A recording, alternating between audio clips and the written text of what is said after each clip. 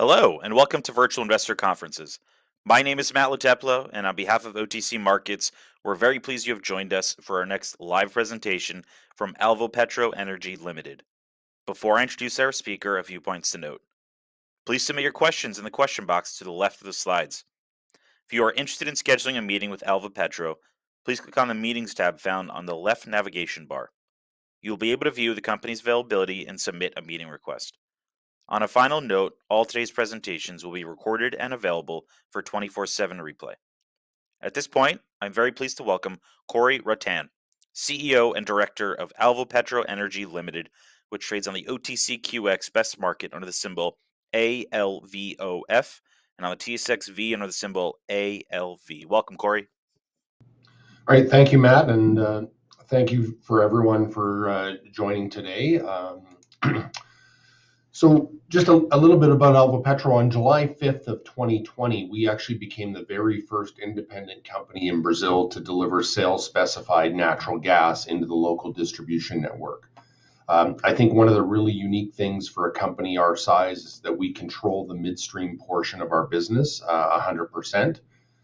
From a results perspective, we've been delivering well ahead of pre-commercialization expectations, and we're in a very strong gas price environment.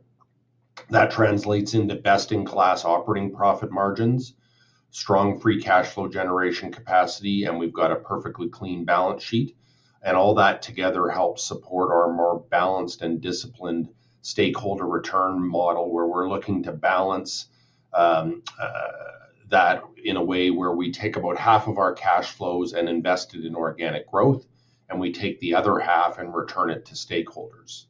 We're implementing an exciting capital program this year, and it's 100% organically funded. And because of our infrastructure ownership position, we're quite uniquely positioned to quickly convert natural gas successes into production and cash flow. We've always had a strong commitment to ESG. It certainly goes well beyond the local regulatory requirements, and we're delivering clean and more affordable energy into the local market. We've got a proven team with a strong Latin American track record. We've got a strong local team that's been operating in our basin for over 15 years. At our two prior companies, Pacalta in Ecuador in the late 90s, and then with Petrominerales in Colombia through the 2000s, we were able to grow both those companies to over 40,000 barrels a day, and we managed exits on behalf of stakeholders totaling about $2.8 billion. So I certainly think Alvopetro offers an attractive investment proposition, whether you're focused on value, yield, or growth. Like I said, we've been delivering some pretty strong results and have a clean balance sheet. As of the end of the year, we had $15 million of cash and working capital on the balance sheet and no debt outstanding. We did recently announce our year-end reserve update. We did increase our 2P NPVs by 17% up to close to $348 million. So on a value basis, we're actually trading at less than our 1P NPV, about half of our 2P NPV, and just 3 times annualized funds flow from operations. On a yield basis, since starting our quarterly dividend program in the third quarter of 2021, you can see that on the graph on the bottom right-hand side here. We've returned a total of 48 cents US per share to shareholders, and we've increased that dividend twice already, most recently by 50% in the fourth quarter of last year, up to 12 cents US per share per quarter, and that represents a current yield of about 10%.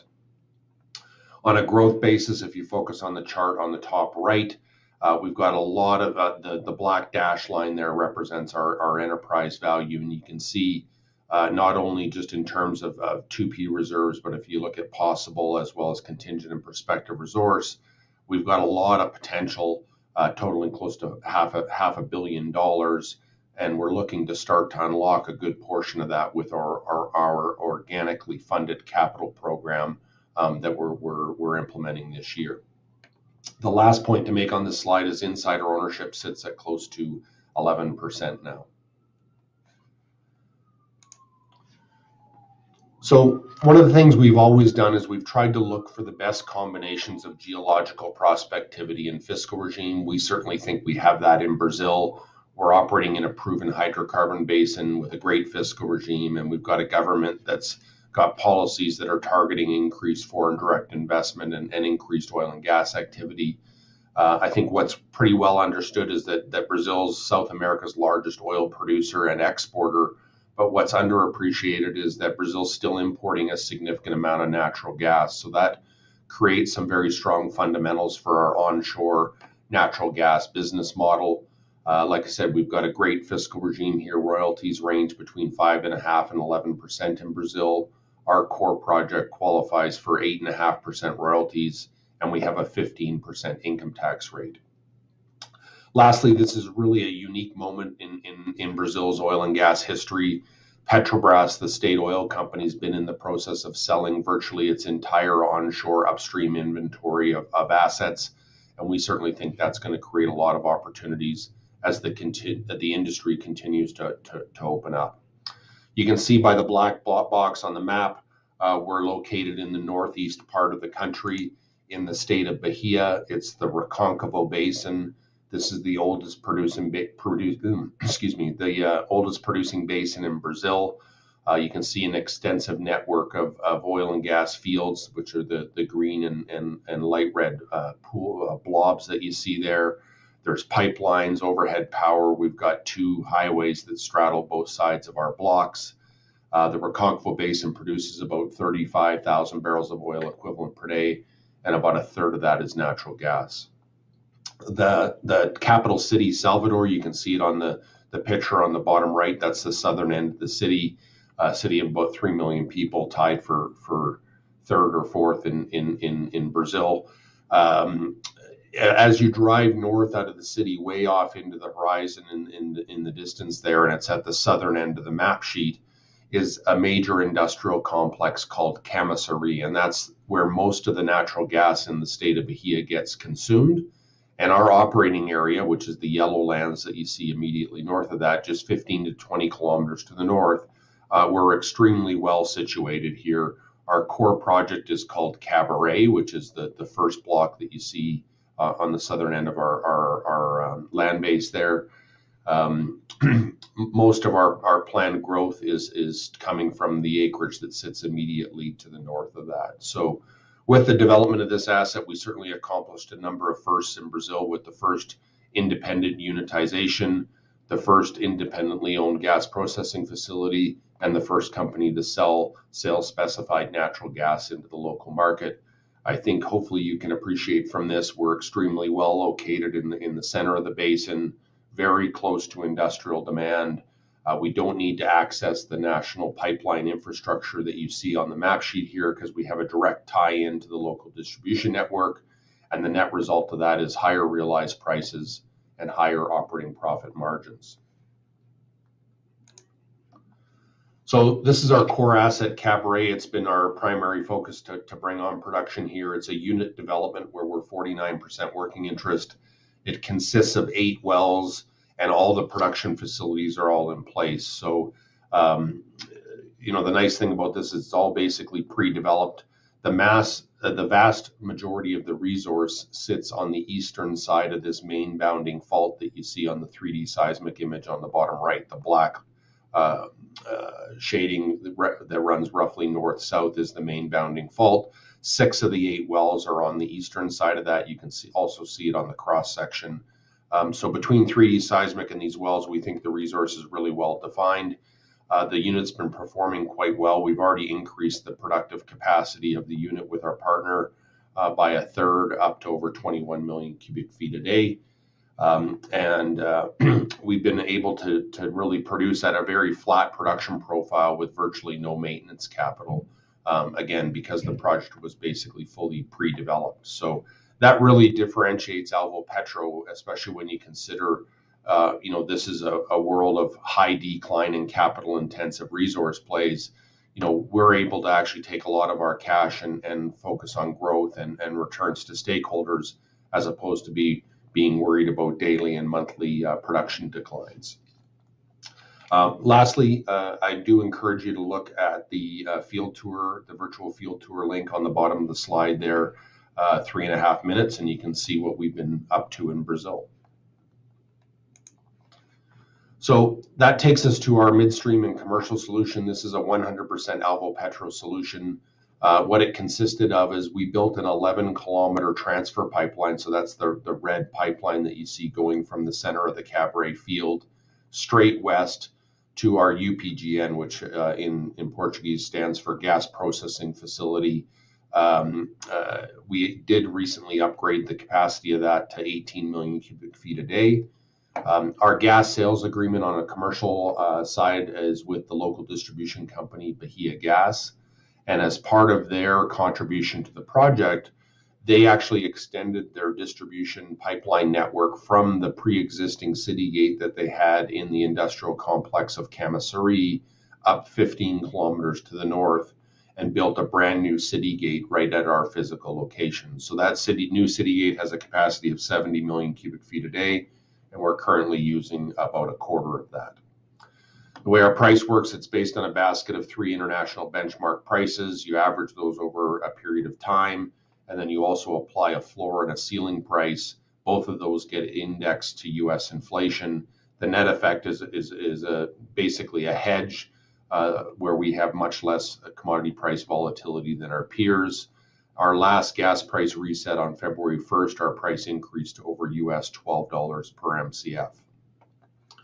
So the nice thing about all this is our Cabaret project on its own has underpinned all these investments, but most importantly, it now sets the stage for us to unlock the rest of the natural gas potential that we have in the areas to the north of this on a very low cost and accelerated basis. So just a tiny bit more on our gas price mechanism. There's 3 benchmark prices, and they're in the gray dashed lines that you see here. To the left of the red vertical dashed line is the history, and to the right is the forecast. The lower line is Henry Hub gas, the middle oil equivalent, and then the upper line is UK NBP gas prices. So you average those over a period of time, and it calculates a gas price, which is the dark blue line that you see there. But because we have a floor and a ceiling, like I said, both those escalate based on US inflation. We've assumed 3% in 2023 and 2% thereafter. So I think that's fairly conservative. You get the dark black line, which is our forecast price that's in our reserve report. And the forecast prices use the forecast that our independent reserve evaluator used. The important thing to note is that the gap between the dark blue line and the dark black line is the buffer or excess room that we have where these forecast prices have the ability to actually decrease without us realizing a reduction in our gas price. So like I said, this is an effective hedge, and it does create a lot less volatility relative to our peers.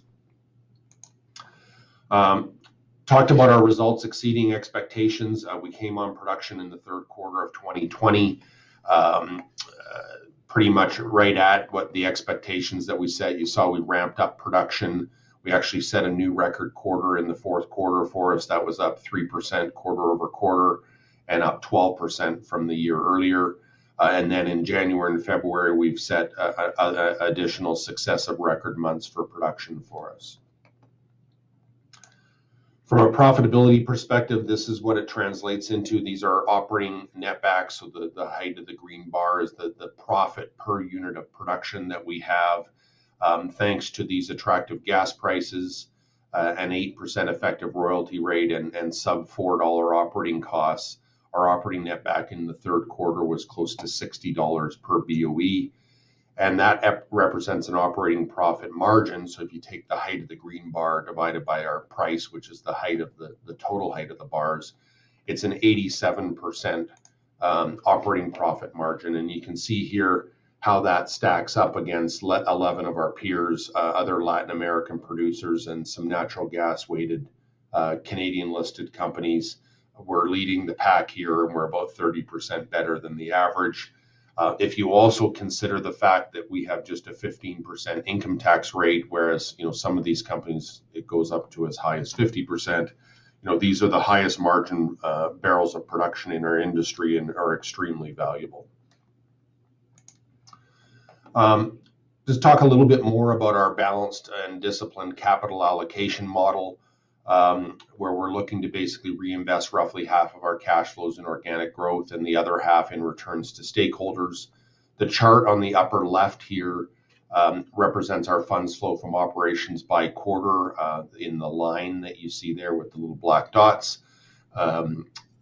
So funds flow from operations in the third quarter was $13.3 million US. That was up 7% from Q2 and up 68% from Q3 2021. The bars and the different shading in the bars just show where we allocated capital out. So in the first year of coming on production, you can see the vast majority of it went to this green cross-hatched bar, which represented the really accelerated repayment of our credit facility that we put in place. And then in the third quarter of 2021, in dark green, you can see we introduced the dividend. In the lighter green solid color, we also did a share reorganization and share repurchase. And then just last year, you can see we started to invest more earnestly in our growth, which is the yellow bar that you see there. If you look at the pie on the right-hand side, this represents how we've allocated this out over the whole time since coming on production to the end of the third quarter.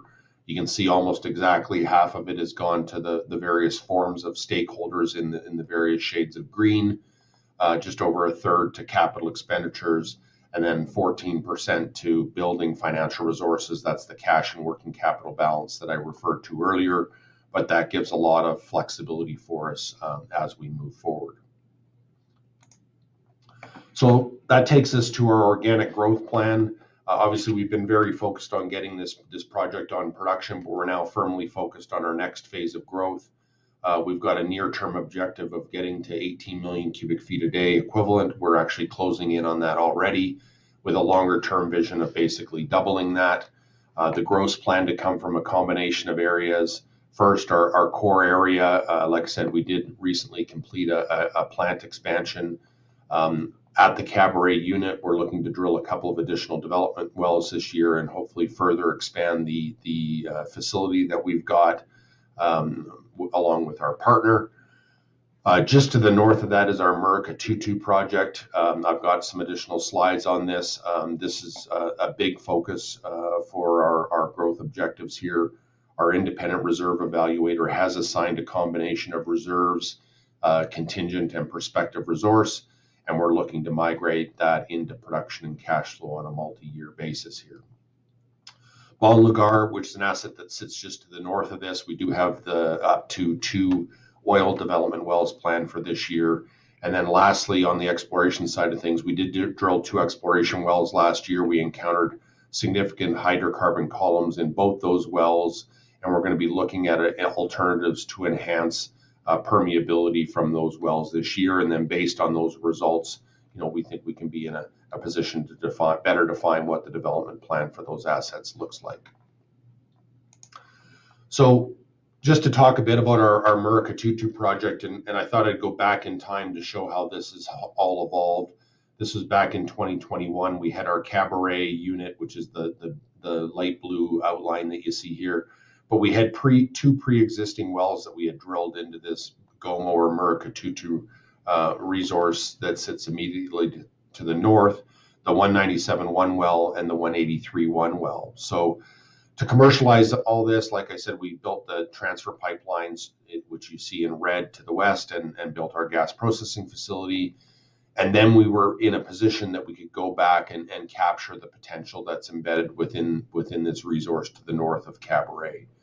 So what we did last year is we extended the pipeline network from the Cabaret area up to the 183-1 well. We stimulated the 183-1 well, and we also constructed the pipeline so that we could tie in the 197-1 well that you see there. We also constructed this processing facility at the 183-1 location. It has a capacity of close to 11 million cubic feet a day. And you can see the 183-1 well location right in the center of the lease there. So that came on production last year. Our plans for this year are to kick off this multi-year development plan for this asset. We're just in the process of stimulating the 197-1 well, and then we expect to have that tied in and on production next quarter. and then we'll start to drill fit for purpose development wells across the resource, hopefully at least 2 of them this year, and have those tied in to the 183 facility that you saw in the earlier slide. But what you can see here, the capital on the bottom right and the stacking production on the chart on the upper chart is a multi-year development plan to migrate those reserves, contingent and prospective resource, into production and cash flow over this period of time. And you can see on an unrisked basis, this asset actually has the ability to deliver over 20 million cubic feet a day on a standalone basis. So in summary, I certainly do think Alvopetro offers an attractive investment proposition no matter what your investing focus is. We're delivering results well ahead of expectations. We set new records for production in January and February this year. We had record cash flow in Q3 last year, and we plan to report our Q4 results next week. We've got attractive gas prices, industry-leading operating margins, a clean balance sheet, extremely strong free cash flow generation capacity, and all that together helps underpin this balanced reinvestment and stakeholder return model that we have. For value investors, just to repeat, we're trading at less than 1p NPV, less than half of 2p NPV, and just 3 times annualized funds flow from operations. For yield investors, a 10% dividend yield with quarterly dividends paid in US dollars.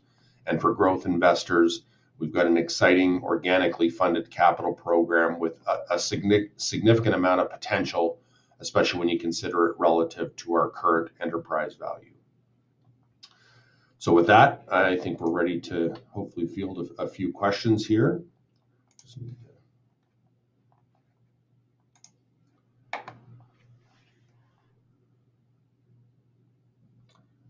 So can you give us an update on the efforts to increase permeability in the 182C and explain in layman's terms what is being done or will be done?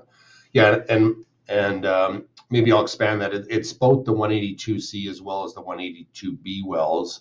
So, we encountered some very thick hydrocarbon columns with those 2 exploration wells, but, and the relationship between porosity that we see on the logs and the permeability that we get through the tests that we did, there seems to be some sort of disconnect. So there could be 2 different things that can be happening. There can be near wellbore damage that occurs from the drilling fluids or the completion fluids that we use, that we're looking in the 182C well to see if we can remediate that with a relatively low cost chemical injection program to see if we can enhance that.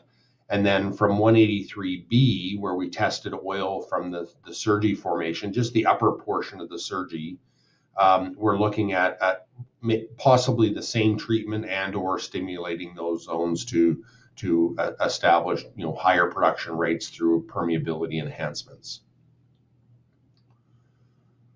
Could you discuss the location of the Bon Lagar field? Is this a lower formation of existing developments? Okay, so on an earlier slide, you saw it was just the smaller block that sits roughly 20 kilometers to the north of our blocks 182 and 183. This is a mature oil field. There was a pre-existing well that we had some oil production from. These are one of the locations is included in our probable undeveloped reserves. We've had them on the books for some time, and again, looking to drill 1 or 2 of those locations this year. There is some exploration potential or in those locations as well. So hopefully that answers your question. Talk about your hedging and debt. Well, we have no debt, and we effectively have a hedge embedded within our gas sales agreement already. So I don't think commodity price hedging makes a lot of sense. Foreign currency hedging tends to be fairly expensive, and given the strength of our balance sheet and our cash generation, we don't think that makes a bunch of sense. Next question. Now that we don't have any debt repayments, what should shareholders expect that large piece of allocation of capital pie to go to? So, we have announced that we've implemented a normal course issuer bid as well, but it's a good point. Our stakeholders used to include debt holders for a big chunk of that. And with 50% of cash flow, there's obviously room to either look at increasing dividends or increasing share buybacks. Or, if we have a lot of success on our Gomo project, we can also tweak the mix of that a little bit, but there is room to potentially grow that. But that's a decision that the board will be making quarterly. And like I said, we are announcing our quarterly results next week, so we would expect to announce the next dividend concurrent with that.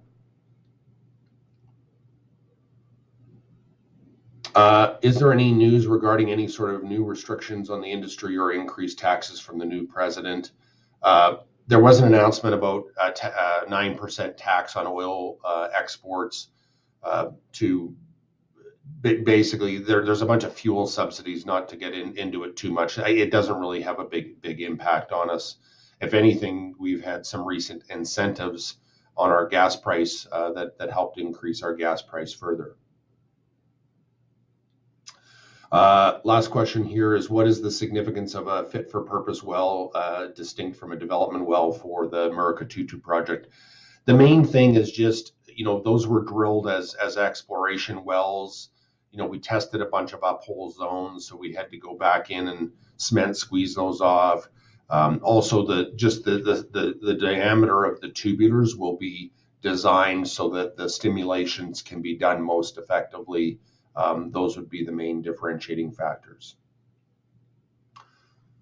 So with that, I think we've covered all the questions. Certainly feel free to call me directly if you have any further questions, and thank you for taking the time to join us today.